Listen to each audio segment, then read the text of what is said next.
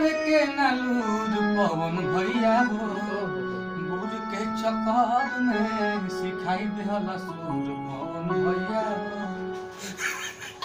आगे चला आगे वाला भोले बाबा वाला और बढ़िया बोले और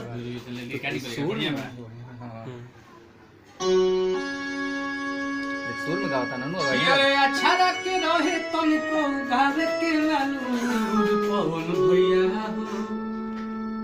गुरु के चक्कर में सिखाई देहला सूर और काशी भोलेनाथ वाला बहुत तो बढ़िया हवा दानी करेला दान है अरे उड़ैले बाड़ी बिहार यूपी में गरदा औरी धूर पवन भैया हो मस्त लाइन है गुरु के चक्कर में तू सिखाई देलस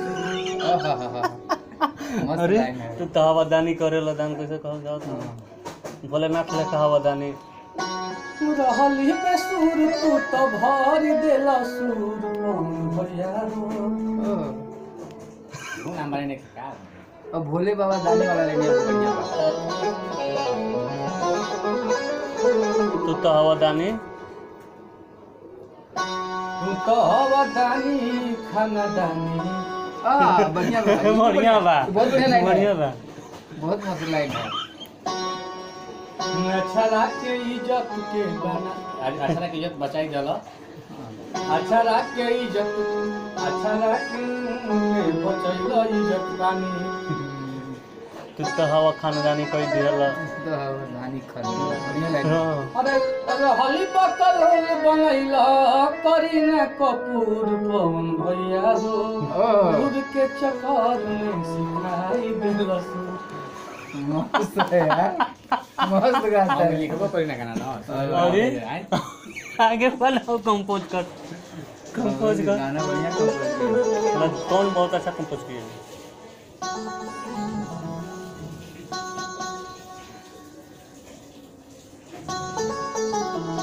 रिकॉर्ड करता है ना रिकॉर्ड करता है ना हमरा के दिया तो हां लास्ट सुना दिया तो ना पर ऐसा बा विश्वास धीरज हमनी के कभी कभी सुनल जे बढ़िया लागेला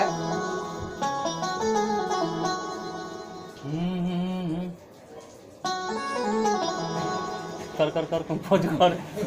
तने ला कबे से चाटत रहे बंद मियाज खराब कुल रहे देहि से खेसारी नाम के वायरस निकलल ओहो वैसा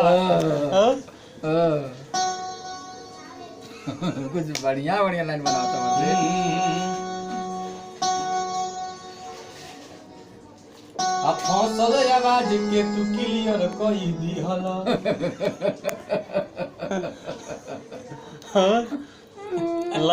लाइव पियला भरपूर नवरपुर में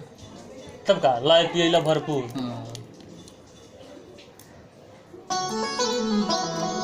कि अरे ले जाके कोपचा में खियला चनाचूर पवन कर में सिखाई देलस अरे वाह कोपचा में गाना और चले लायक गाना भाई गा दे तू बेटा गाड़ी बात सिंह को दिखा आवाज चीज करके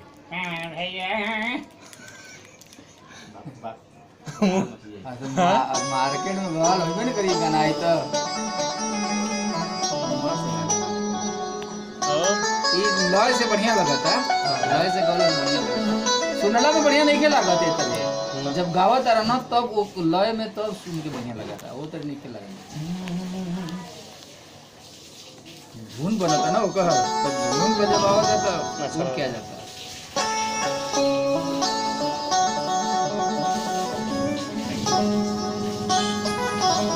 लास्ट अंतर व्यास